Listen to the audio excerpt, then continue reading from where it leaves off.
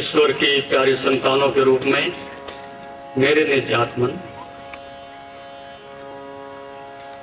सूर्य का प्रकाश अखिल ब्रह्मांड को प्रकाशित करता है, किसी एक के लिए नहीं।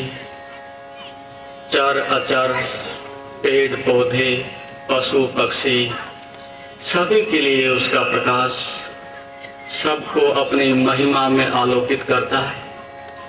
वहाँ किसी के हस्ताक्षर नहीं, किसी का दावा नहीं, किसी की मिल्कियत नहीं। सूरज सबका है और सब सूरज के हैं। जीवन सबका है और सब जीवन के हैं। इस बात को हृदय में ग्रहण कर लीजिए। जब फूल खिलते हैं तो सुगंध सब तक पहुंचती है। माने कोई छोटा है, न बड़ा है, न ज्ञानी है, न अज्ञानी है, न हिंदू है, न मुसलमान है। एक फूल के लिए कोई विभाजन नहीं होता। वो सर्वत्र अपने सुगंध को हिमालय की घाटी में खिल रहा हो, कि चाहे वो मैदान में आकर के खिल रहा हो, चाहे आपके पार्क में हो कि जंगल में हो, फूल फूल है, सुगंध सुगंध है, वो हवा के साथ आप तक पहुंच जाती है। नदियां पहाड़ों से उतर के आपकी सेवा में सागर की यात्रा पर निकलती हैं। किसी से कोई पक्षपात नहीं, सबके लिए अपनी शीतलता का, प्रेम का संदेश लेकर के नीचे अवतरित होती हैं। जो झुको वही पानी पियो, उनका संदेश है। तुम झुक सकोगे तो पानी तुम्हें मिल जाएगा। सूरज का संदेश है, तुम आँख खोल सकोगे तो देख सकोगे। अंधे के लिए सूरज का कोई अस्तित्व नहीं। लाख कोशिश करें, हजारों परिभाषाएं करें, सारे शास्त्र खोल करके रख लें, लेकिन एक अंधे व्यक्ति के लिए बिना आँख के सूरज को देखने का कोई औचित्य नहीं, कोई प्रश्न नहीं। और यदि हमारे मन में इस बात की करुणा है कि अंधा देख ले, तो हमें सबसे पहले प्रयास करना पड़ेगा कि उसकी ज्योति वापस लौट जाए।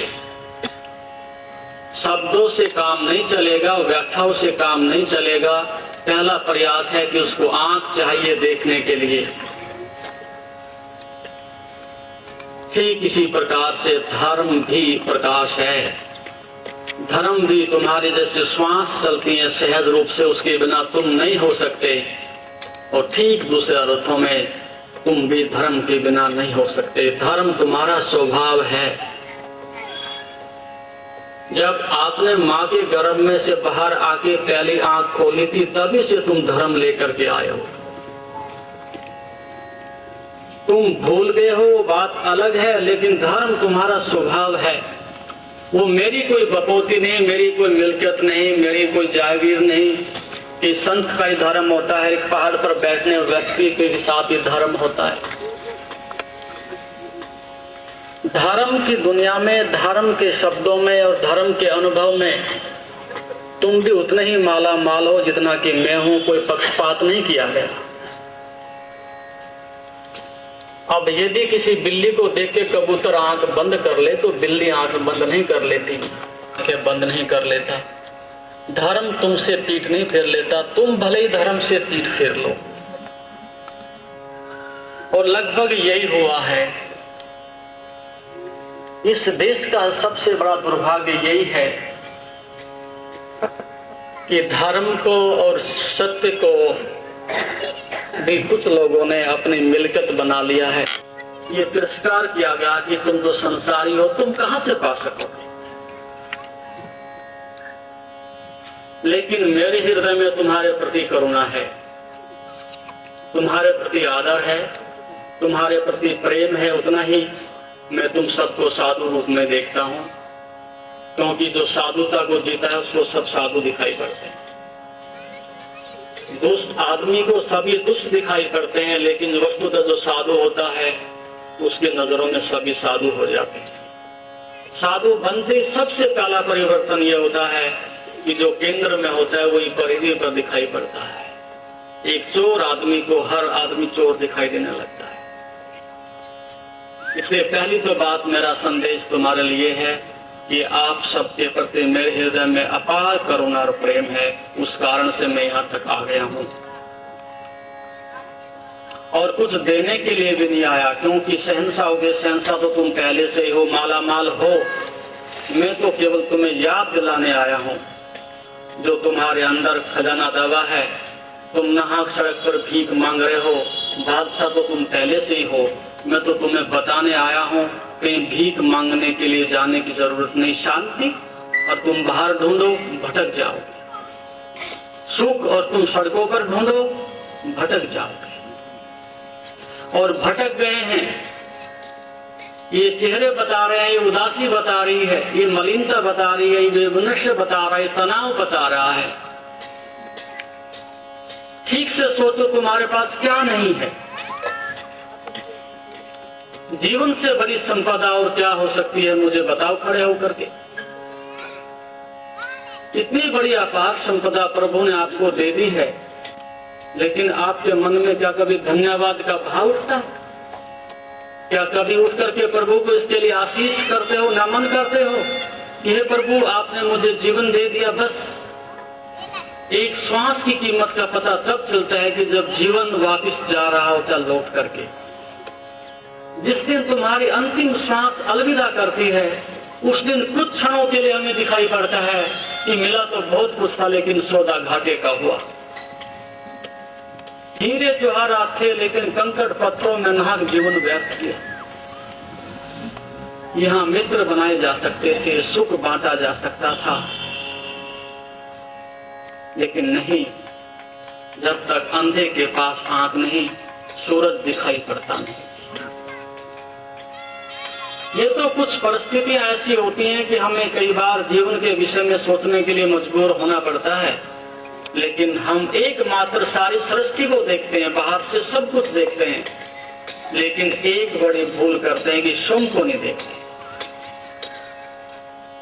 स्वयं को देखने की कला का नाम योग, स्वयं को देखने की कला का नाम धर्म, स्वयं को देखने की कला का नाम जीवन।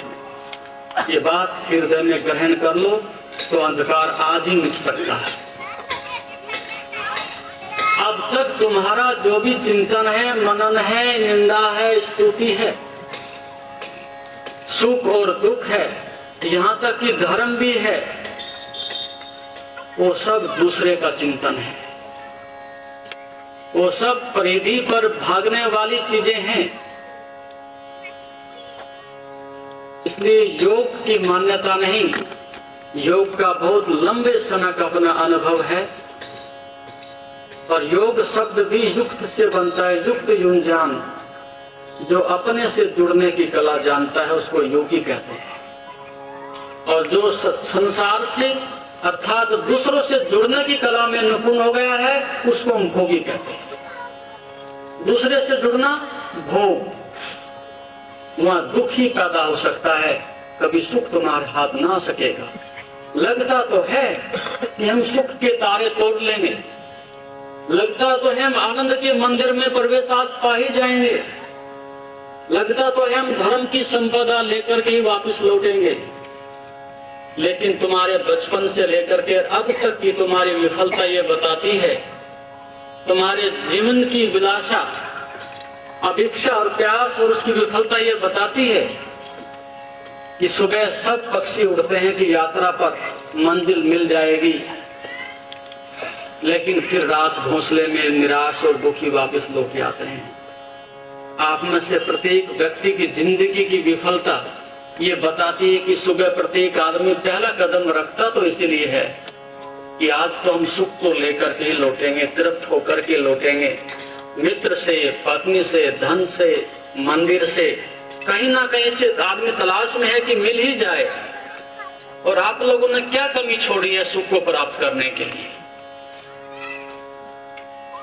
प्रत्येक व्यक्ति में से किसी भी को मैं खड़ा करके कहूं, क्या कमी छोड़ी आप लोगों ने?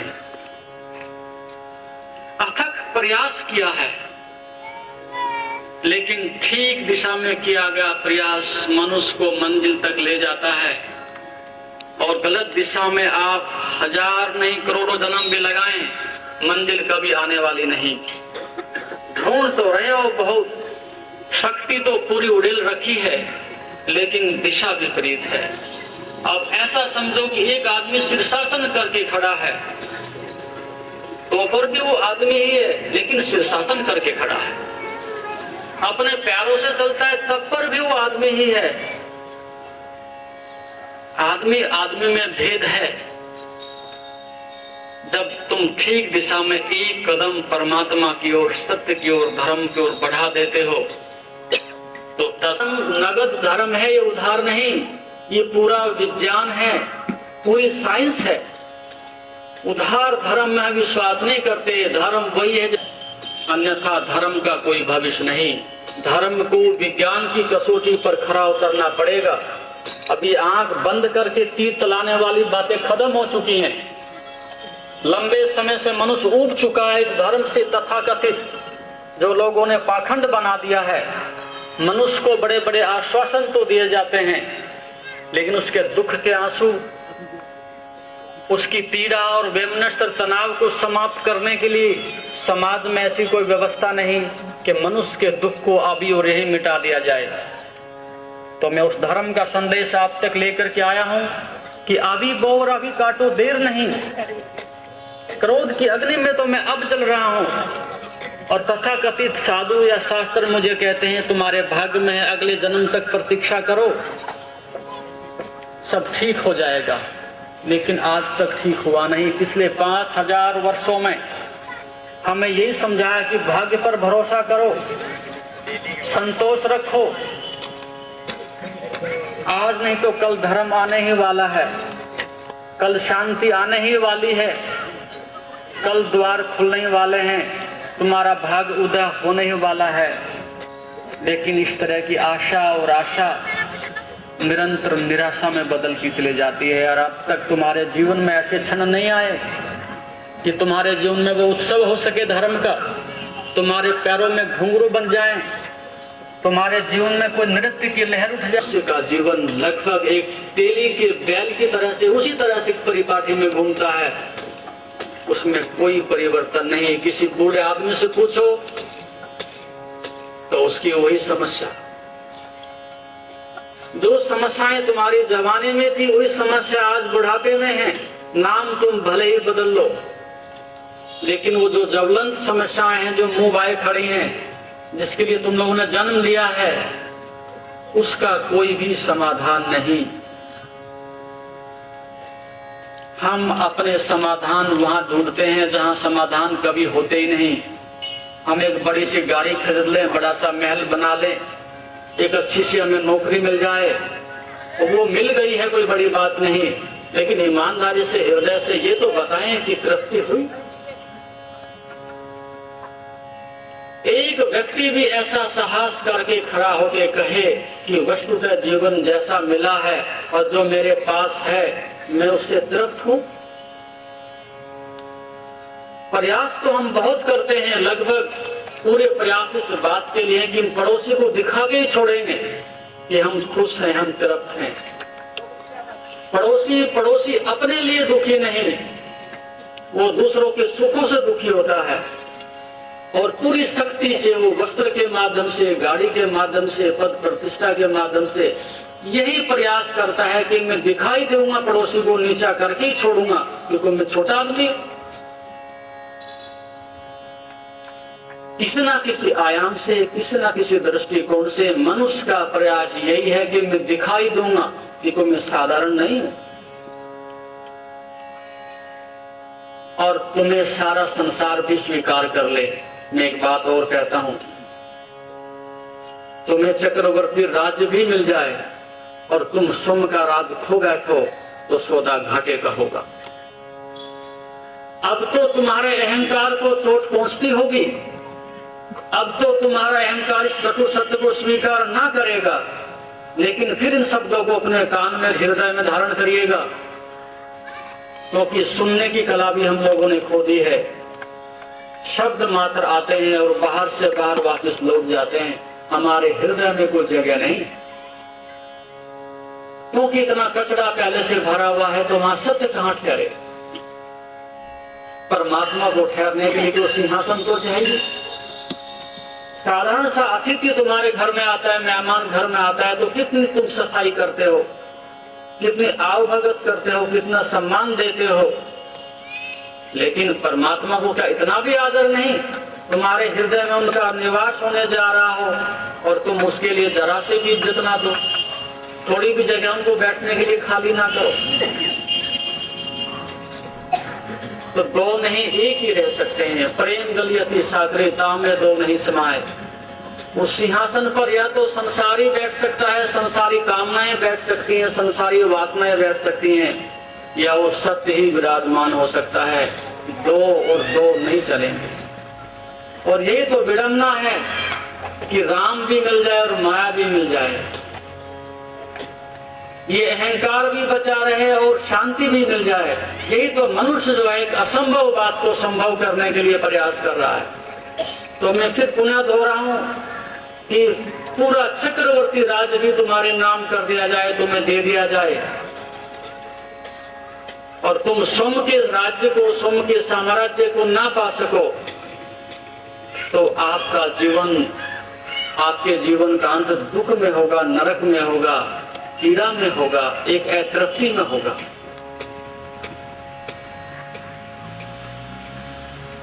सोम से सोम को जो तृप्ति मिल सकती है वो चक्रवर्ती राज्य से नहीं मिल सकती। और ऐसी स्थिति में आप झोपड़े पर भी बैठ जाओ तो भी तुम शहंशाह हो।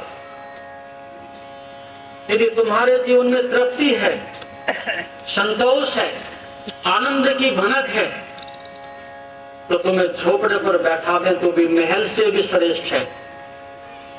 और ऐसा व्यक्ति जिसके हृदय में कोई शांति नहीं, कोई प्रेम की किरण नहीं, कोई धर्म का प्रकाश नहीं, उसको राज्य के सिंहासन पर भी बैठा दिया जाए तो उस व्यक्ति के हृदय में कोई शांति नहीं गिरा। इन सूत्रों को हृदय में उतरने दो। लगता है दूसरे से कुछ पा लेंगे, लेकिन दूसरे से कुछ पाया नहीं जाता, क्योंकि खदान तो तुम्हारे अंदर ही है।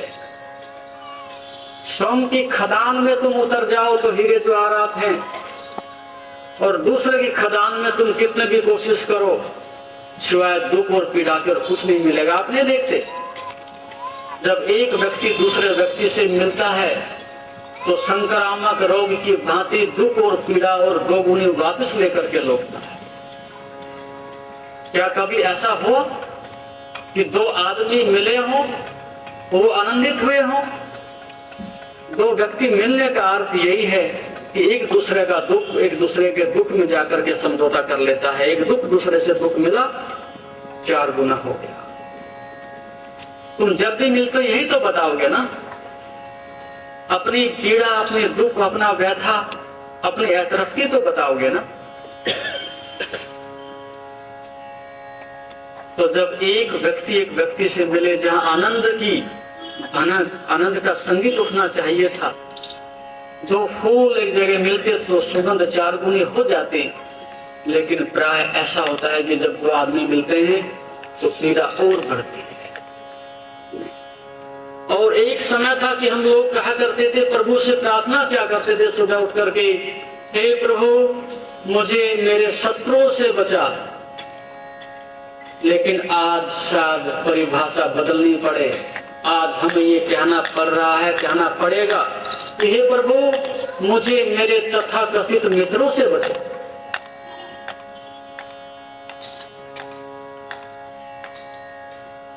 क्योंकि सभी मित्रताएं शत्रुता में जाकर के समाप्त होती हैं। अब तक तुमने कितनी मित्रताएं बनाई और उसके साथ साथ कितने शत्रु बने। और रूस में कहावत है कि सौभाग्यशाली वह व्यक्ति है जिसको अपने जीवन में 4 मित्र भी मिल जाए तो वो व्यक्ति बहुत धन्य भागी है, सौभाग्यशाली है।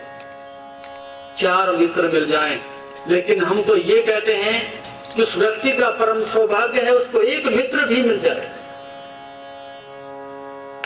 सही अर्थों में तुम अपने हृदय में झांक करके देखो और स्वीकार करके देखो, क्या तुम्हें कोई हृदय से चाहता है? मेरे शब्दों को ध्यान से सुनो, हृदय से, संबंधों से नहीं, धन दौलत से नहीं, स्वार्थों से नहीं, सगे संबंधी है इसलिए नहीं, हृदय से तुम्हें एक व्यक्ति भी चाहता हो तो बड़ा चमत्कार हो जाए।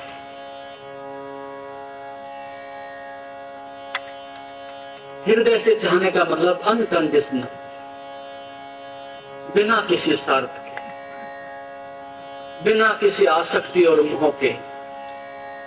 और ऐसा संबंध, ऐसी घटना, ऐसा दो शुद्ध हृदय का मिलन, वही वस्तुतः मैत्री कहलाता है। जिसको तुम मित्र कहते हो ये तो स्वार्थ है, ये तो सब वासना है, ये तो सब मोह और आसक्ति के मुखौटे हैं। और जब वो उतरते हैं और जब उस स्वार्थ को हानि पहुंचती है, तत्क्षण शत्रुता बीच में खड़ी हो जाती है। शत्रुता थी पहले भी, ऐसा नहीं कि आज शत्रुता पैदा हुई। जिस दिन तुम्हारा मित्र बनना आरंभ हो जाता है, ठीक उसी दिन शत्रुता की नींव भी पीछे रख दी जाती है और वो प्रकट होगी। कितना समय लगेगा उस बीज को वृक्ष बनने में, वो समय बताएगा।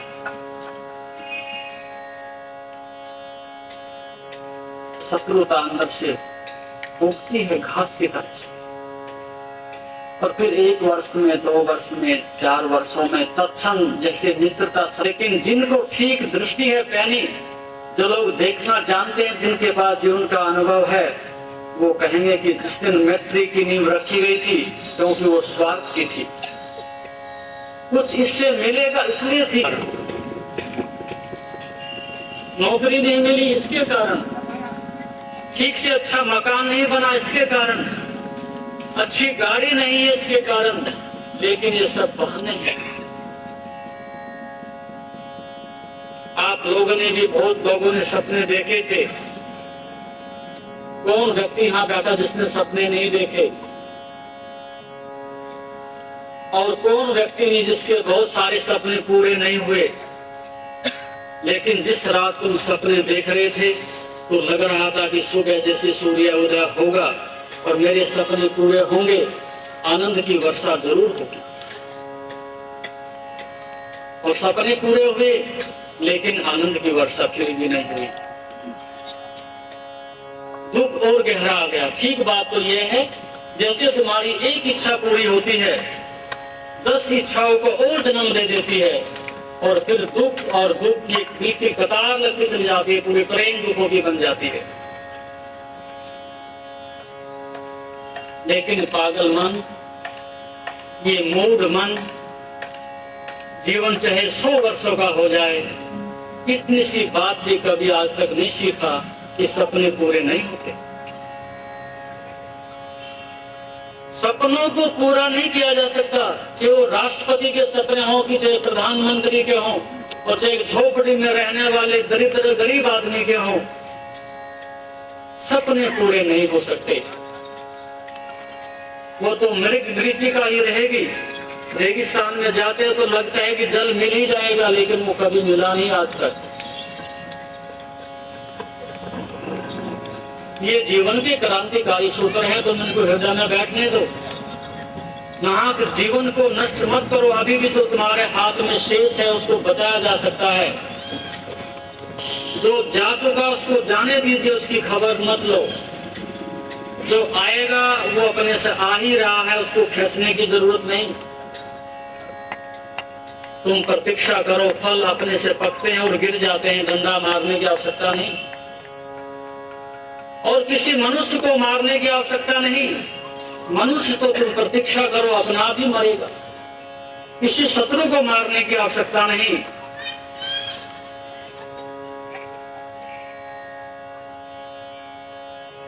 तो इन सूत्रों को थोड़ा हृदय में उतरने दो। तो मैंने कहा वो योग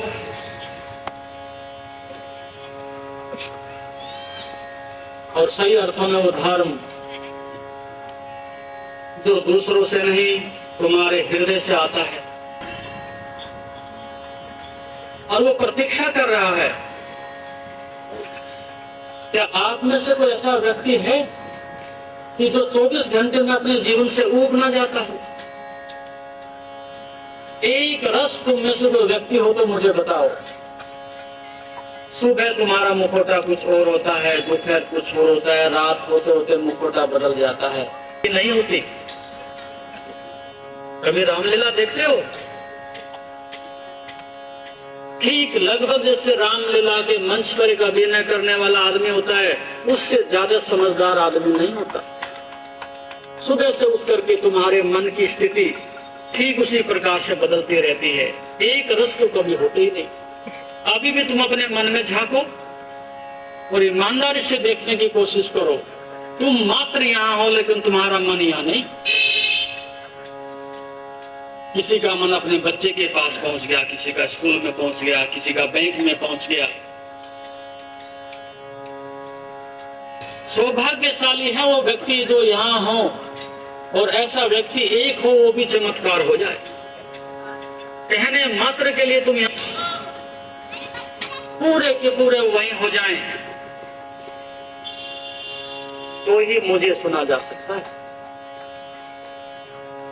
कितनी बार तुम लोगों ने सत्संग सुने होंगे, कितने तुमने शास्त्र पढ़े होंगे, कितनी बार तुम मंदिर में गए होंगे घंटियां बजाने के लिए, कितनी बार पूजाएं की होंगी, लेकिन क्या आप वहां होते हो? थोड़ा सा सोचो, तो थोड़ा गंभीर मामला है। कहीं भी तुम होते हो, यही नहीं जहां भी तुम होते हो, क्या तुम वस्तुतः वहां होते हो? यही पीड़ा का कारण है, यही दुख का कारण है कि तुम्हारे हृदय में ऊब आती है, तुम्हारे मन में तनाव बराबर बना रहता है। क्योंकि जो व्यक्ति कर्म से तृप्त नहीं होता, जो व्यक्ति कर्म में साधन से साधन कर्म में नहीं डूब सकता, वो आदमी धर्म में कहां डूबेगा? वो व्यक्ति सत्य को कहां जान पाए? साधन से बाहर दिखाई देने वाले कर्म में तुम इतने ईमानदार नहीं हो सकते कि तुम उस कर्म में क्षण भर के लिए डूब सको। उस सागर में, उस अमृत में, उस धर्म में तुम डुबकी लगा सको, उस योग की गहराई में तुम पहुंच सको, तो ये बात असंभव है। क्योंकि यात्रा तक पहुंचने के लिए हमें 2 कदम तो रखने होंगे। जब तक तुम नहीं चलते तो मंजिल नहीं आएगी। अपने मन में यदि आप इस बात को ठीक से निश्चय कर लें,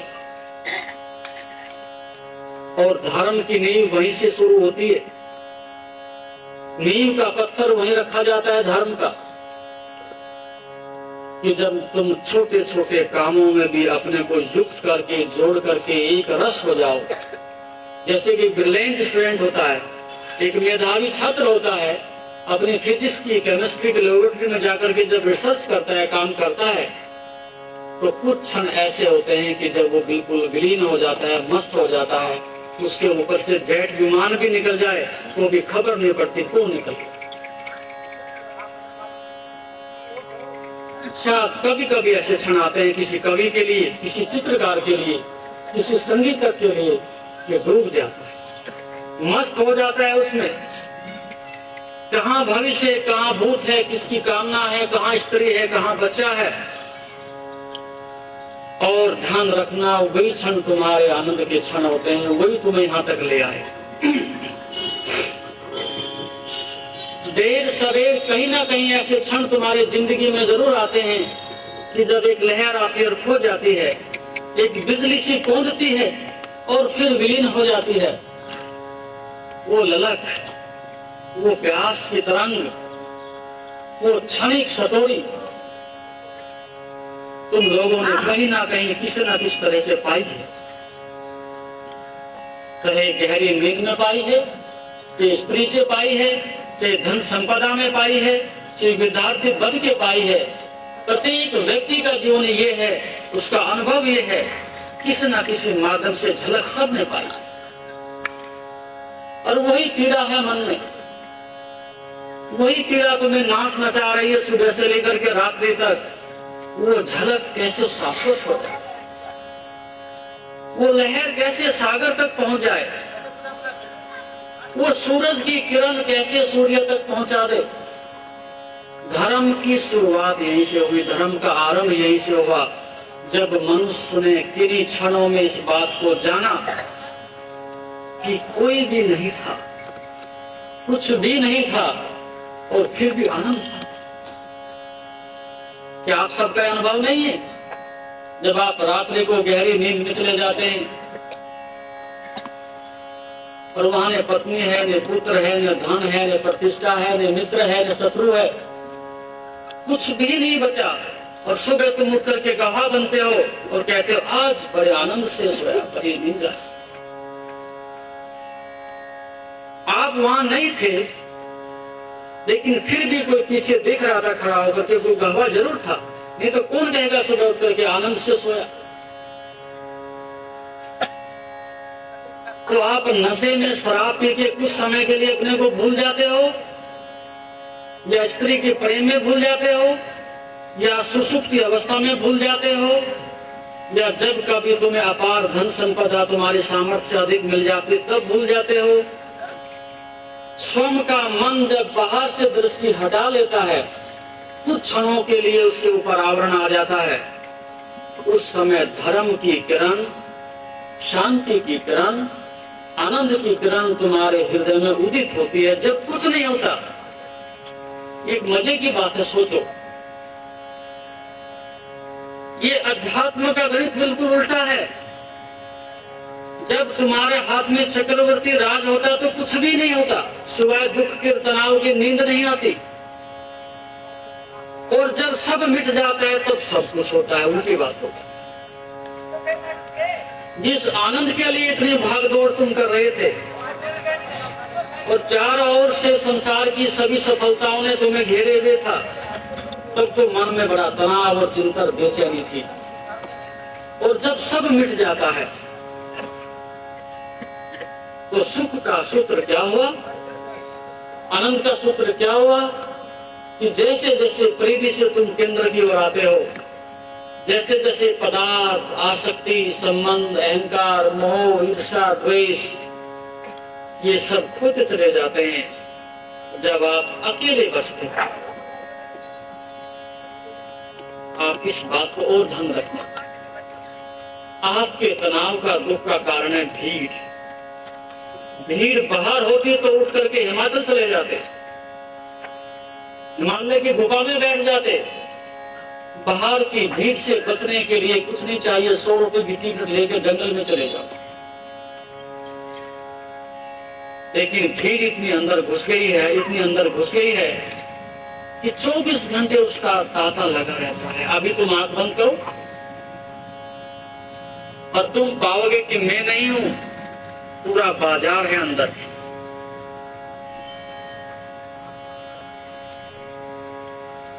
पता नहीं 20-20 साल पहले, 30-30 वर्ष पहले, कितने दिनों के पहले जो जा चुके संसार में आज नहीं है, वो भी, जो यहाँ पर है वो तो है ही, लेकिन जो जा चुके संसार से वो भी अभी तुम्हारे हृदय में अड्डा जमा करके बैठे हैं और बराबर जो है जुगाली चलती रहती है। इसका क्या अर्थ है? जो जा चुका उसकी कोई आवश्यकता नहीं, उसकी बराबर तुम जुगाली कर रहे हो बैठ करके। यही तुम्हारे तनाव का, दुख का कारण है। क्यों? उसका कारण यह है कि तुमने ठीक से किसी को जिया नहीं। यदि तुम ठीक से किसी को जी लेते तो बाद में उसकी फोटो रखने की जरूरत नहीं थी। तुम्हारे घर में इतने चित्र रखे जाते हैं, उसका महज कारण यह नहीं कि तुम चित्रों से प्रेम करते हो, उसका कारण इतना ही है कि जिसका चित्र है उसको तुम ठीक से जी नहीं सके। एक माँ से पूछो, उसका बेटा अमेरिका में रहे कि जापान में रहे, क्या दूरी होती है? एक नन्हा सा बच्चा है, माँ का रात्रि को जरा से भी पीड़ा होती है बच्चे को, माँ के तार सोते ही भी जुड़े रहते हैं, क्या कोई फोटो बना के रखती है? यदि हृदय में प्रेम हो और उसको पूरा हमने जी लिया हो तो फिर चित्रों में उलझने की जरूरत नहीं, वो प्रेम ही काफी है। बस तस्वीर तो हम बनाते तभी हैं कि जब प्रेम लगभग खो जाता है, और लगभग जब से तस्वीर आई है लगभग मनुष्य का प्रेम रुग्ण हो गया। यदि तुम किसी को ऐसा देख लो कि आज और अभी अंतिम बार देख रहा हूं, शायद ये आदमी रात को वापस लौट करके नहीं आएगा, आज पूरा का पूरा इसकी आंख में झांक जाऊं, इनके हृदय में उड़ेल दूं अपने को, एक रस हो जाऊं मिल करके, तो शायद हमें चित्रों में झांकने की जरूरत नहीं पड़ेगी। और ये बात सत्य है। अब तुम मेरे सामने बैठे हो, क्या जरूरी है कि कल हम लौट करके आएंगे? क्या जरूरी है कि मैं कल भी बोलूंगा? कितने लोगों ने सुबह आश्वासन दिए हैं और अपने घर में अपने बच्चों से कह के गए हैं कि हम अभी आए और अभी लौटे। कितने लोग हैं कि जो नहीं, क्षण भर के बाद सब बिखर जाता है, लेकिन हम कभी इस भाषा में नहीं सोचते। हमें तो लगता है कि जैसे अनंत अनंत काल तक सब कुछ ऐसा ही रहेगा। और जब मन में हो कि ऐसा ही रहेगा, फिर हम देखना बंद कर देते हैं। तो जब तक ये भीड़ है 24 घंटे आपके मन में घूमती रहती है, कभी भविष्य भूत में, कभी भूत से भविष्य में, तो वर्तमान में हम यहाँ होते ही नहीं, तो आप तृप्त ना हो सकोगे। ये बात हृदय में उतरने दीजिएगा। ये शब्द नहीं है, मैं शब्दों की आत्मा सुना रहा हूं। जब तुम किसी कर्म में पूरे उतर जाते हो तो कर्म का अनुभव तो तुम्हारे पास रह जाता है, लेकिन वो शब्द खो जाते हैं। और अब हमारे पास विपरीत है, अनुभव कहीं नहीं और हम शब्दों से भीड़ जमा करके बैठे हैं। जैसे पान चबाने वाला बार बार जुगाली कर लेता है, या जैसे गाय या भैंस चारा खाती है, उस खाए हुए भोजन को ही पुनः फिर जुगाली कर लेती है। ठीक जब भी तुम कभी बैठते हो, उन शब्दों की जुगाली करते रहते हो। तुम्हारे हृदय में जो बैठे हैं, शत्रु, मित्र, मान, अपमान, राग, द्वेष, सबकी जुगाली तुम 24 घंटे करते रहते हो। और मैंने आनंद का सूत्र ये बताया, जितने तुम अंदर से खाली होते हो, उतने तुम भगवान के पास पहुंचते हो। जितने तुम अंदर से भरे हुए होते हो, उतने तुम राजधानी की ओर पहुंचते हो। सूत्र समझ लीजिए ठीक से। जितने तुम अपने को अंदर से भरोगे, उतने तुम संसार में पूजे जाओगे। मैं ये नहीं कहता कि संसार को तुम त्याग दो, थोड़ा सा शब्दों से भ्रांति भी होती है। मैं ये नहीं कहता कि तुम छोड़ करके जंगल में चले जाओ। मेरा कहने का भाव ये नहीं। मेरा कहने का भाव ये है कि मकान मकान की जगह हो, तुम्हारे हृदय में उसकी वासना ना घुसे, उसकी आसक्ति ना घुसे। क्योंकि मैं अतिथि हूं यहाँ पर। मैं तो आज सराय की तरह से मकान में ठहरा हुआ हूं, कल मैं लौट करके इसमें आ सकूंगा, ये कोई निश्चित नहीं।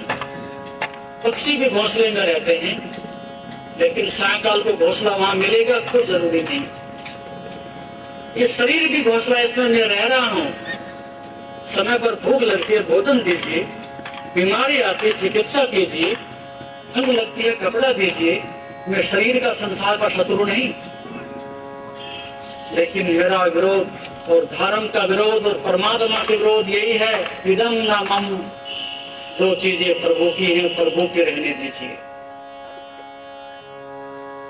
उन पर अपने हस्ताक्षर मत करिए। सूरज पर किसी का हस्ताक्षर है, चंद्रमा पर किसी का हस्ताक्षर है, नदियों पर किसी का हस्ताक्षर है, फूलों पर किसी का हस्ताक्षर है। अरे भाई, बिना मिलकत के, बिना किसी दावे के सारी सृष्टि चल रही है ये। और मनुष्य का बस चलता तो सूरज को भी हत्या लेता, चांद पर पट्टे कट गए होते। प्रयास तो कर ही रहा है, सारी नदियां अपनी तरफ को मोड़ लेता। वो तो उसकी सामर्थ्य से बाहर की बात है कि नहीं कर पा रहा है, लेकिन प्रयास तो है। एक वैज्ञानिक कर क्या रहा है? वैज्ञानिक का पूरा लक्ष्य यही है कि एक दिन सारे रहस्य को जान लूंगा, सारी सृष्टि की चाबी अपने हाथ में ले लूंगा। चांद तारे मेरे इशारे से चला करेंगे। जब चाहूंगा वर्षा हुआ करेगी, जब चाहूंगा छाया हुआ करेगी, जब चाहूंगा धूप हुआ करेगी। एक कहानी मुझे याद आती है। एक किसान कई वर्ष तक दुखी रहा।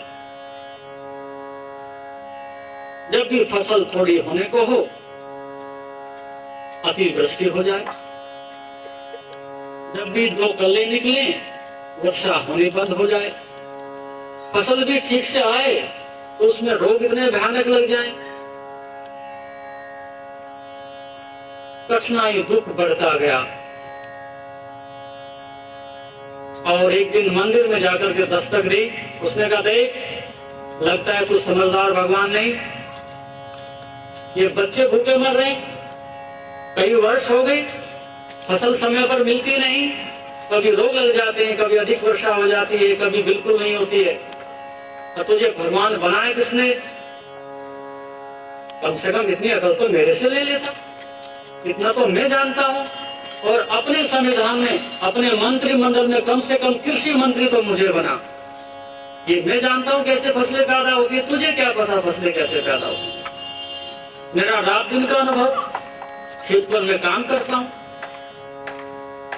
और एक योजना को मुझे ये विभाग देकर के तो देख, सारी सृष्टि में देखो, धान ही धान, कपास ही कपास, गन्ना ही गन्ना, सबको मैं माला माल कर दूं। एक अवसर तो दे करके दे। उसने कहा, ठीक, तेरी समझ पर मुझे भरोसा तो नहीं, लेकिन तर्क तुम्हारा ऐसा है कि तुम्हारी बात के सामने मुझे झुकना पड़ेगा। आदमी इतने समझदार होते नहीं जितनी समझदारी की तुम बात करते हो। लेकिन जब तुम अपनी समझदारी पर भरोसा करते हो तो 1 वर्ष तुम्हारा, जब कहोगे तभी वर्षा करूंगा, जब खाद कहोगे तब खाद दूंगा, जो तुम चाहोगे वही दूंगा। 1 वर्ष तुम्हारा। और कहते ही किसान खुश हो गए। दूर दूर तक खबर फैल गई कि जो चाहो ज्वारी की तरह से दांव पर सब लगा डालो, एक योजना मिली है। अब की बात, आगे पीछे के सब घाटे पूरे। और अगली बार राज हमारा होगा, क्योंकि भगवान को मुंह की खानी पड़े। ये तो पक्की बात, हम करके दिखा देंगे, हम उनके अनुभव को झुठला ही देंगे। और जब मेरी वोट होंगी, मेरा साम्राज्य होगा, प्रजातंत्र मेरा होगा और सारे इस लोक के लोग मेरे पीछे होंगे, तो भगवान को कौन पूछेगा? अगली योजना फिर हमारी अपने आप ही। प्रजातंत्र की बात, जिसके हाथ में लाठी उसकी भैंस। और भगवान को भी तो तुम यही चाहते हो, बस ले तो आज ही नीचे उतार करके हत्या कर दे। बहुत तो बहुत है मन में, लेकिन कर नहीं पाते, कहीं हाथ पड़ता नहीं। हो जाए, जब कहीं खाद लग जाए, खाद लग जाए, जैसा जैसा चाहे वैसा वैसा हुआ। और वो गेहूं की फसल 7-8 फुट ऊंची होती चली गई, खूब बढ़ गई। रोज आए किसान मूसों पर ताव दे और खड़ा होकर के मुस्कुराए और 10 बार भगवान को बीच में ला, देखा कैसी लहरा रही है फसल, कितने बड़े बड़े गेहूं हो गए। और अब की बार सृष्टि में रिकॉर्ड टूट जाएगा, इतनी बड़ी संपदा, इतने बड़े गेहूं कभी नहीं मिले। और वो पकने के लिए आ गए। कभी बिजली नहीं कड़की, अतिवृष्टि नहीं हुई, कोई टिड्डी नहीं लगी, कोई बीमारी नहीं आई, कुछ नहीं हुआ बीच में। जैसा चाह पीसफुली सब ऐसे चला।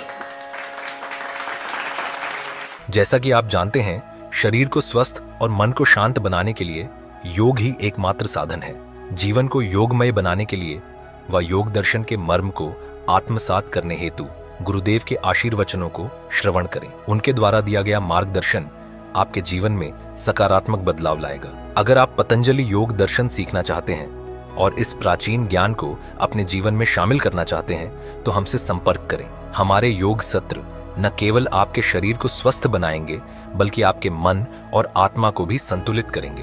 अधिक जानकारी के लिए हमें नीचे दिए गए विवरणों पर संपर्क करें। हमारे साथ इस योग यात्रा की शुरुआत करें और अपने जीवन को शांति और सकारात्मक ऊर्जा से भरें।